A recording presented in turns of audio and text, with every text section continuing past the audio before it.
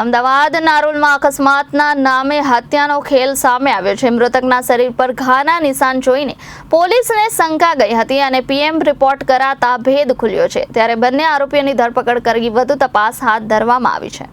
Traffic DCP Safin હસને જણાવ્યું હતું કે પોલીસે રાજુ સિંઘ અને ઈશ્વરસિંઘ સિસોદિયા નામના બે આરોપીઓની ધરપકડ કરી હતી। બંને આરોપીઓ નારોલમાં ગાયત્રીનગર પાસે એક ઝૂંપડપટ્ટીમાં રહેતા હતા। મૃતક વ્યક્તિ અનેક વખત તેમના ઘરે આવતો જતો હતો। મૃતક વાસણ ધોવાનું કામકાજ કરતો હતો।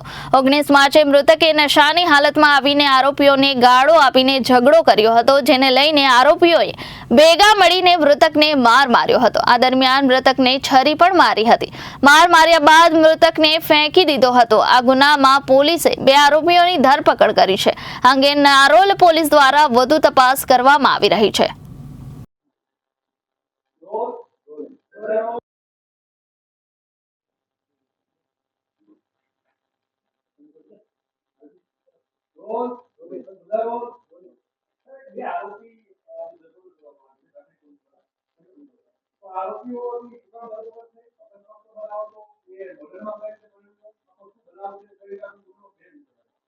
તારીખ 19 માર્ચના રોજ કે ડિવિઝન ટ્રાફિક પોલીસ સ્ટેશનમાં કંટ્રોલ રૂમ તરફથી જાણ કરવામાં આવેલી કે કટારે ટ્રાન્સપોર્ટ નામની જગ્યા ઉપર નારોલ વિસ્તારની અંદર એક અજાણ્યા અવસાનનો અકસ્માતના કારણે મૃત્યુ નીપજ્યું છે।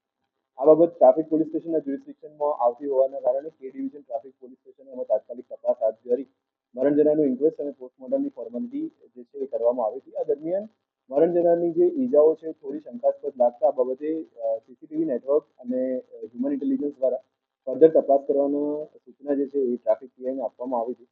મીનવાઇલ જે મરણ જનાર વ્યક્તિ છે એ પણ અનનોન હતો। એના વાલી વારસની તપાસ કરવામાં પણ કોઈ અત્રે ઓળખ પ્રસ્થાપિત કરવી એ પણ ટ્રાફિક પોલીસ માટે એક ચેલેન્જ હતી।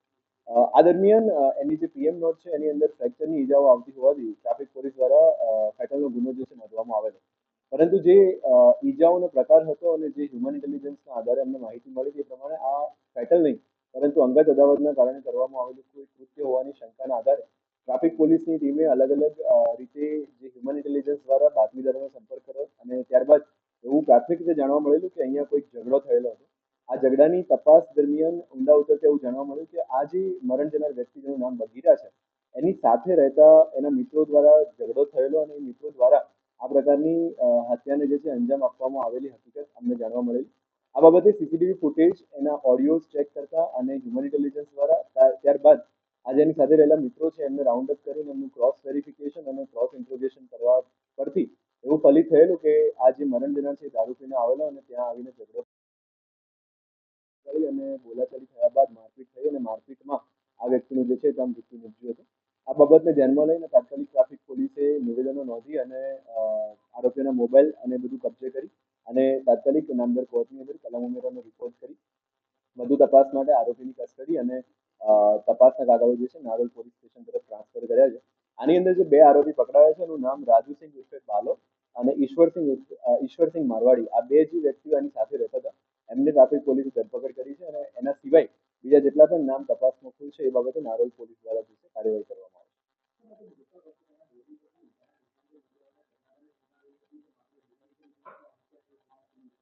છે। જે એને ઈજાના નિશાનો હતા એવું જણાવવામાં આવ્યું હતું કે ભારે વાહન પસાર થવાથી ફેટલ થયું છે, પણ ભારે વાહન પસાર થવાથી બોડી પર જે ઇન્જરીના નિશાન હોય એના કરતા આની બોડી પર જે ઇન્જરીના નિશાન હતા થોડા અલગ હતા અને આ બાબત મુખ્યત્વે શંકા ઉપજાવી હતી।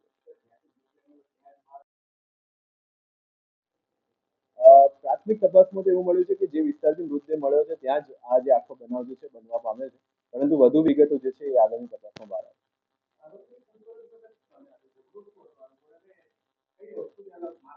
પ્રાથમિક દ્રષ્ટિએ એવું જાણવા મળ્યું છે કે આ લોકો જોડે જ રહેતા હતા અને અવારનવાર આ પ્રકારના જે છે એમની વચ્ચે બોલાચાલી થતી હતી।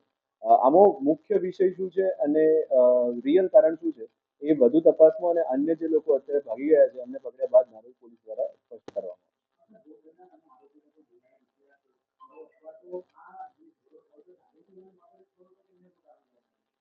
અત્યારે એ બાબતે કશું કહી શકાય નથી। આ તપાસનો વિષય છે, પણ જે ઝઘડો થયો હતો એ દારૂ પીવાની બાબતે નહોતો, પણ આરોપીઓને જે પ્રાથમિક નિવેદન આપ્યું છે એ પ્રમાણે અવારનવાર આ જે ભોગ બનનાર છે બગીરા એ ક્યારેક દારૂ પીને આવીને એમને મગજમારી કરતો હતો અને એ બાબતે જ ઉશ્કેરાઈ જઈને આ લોકોએ આ ઘટનાને અંજામ આપ્યું છે એવું પ્રાથમિક નિવેદનમાં આરોપી દ્વારા કબૂલવામાં આવ્યું છે। Reporter Rakesh Kumar Yadav, Janadesh news, Ahmedabad.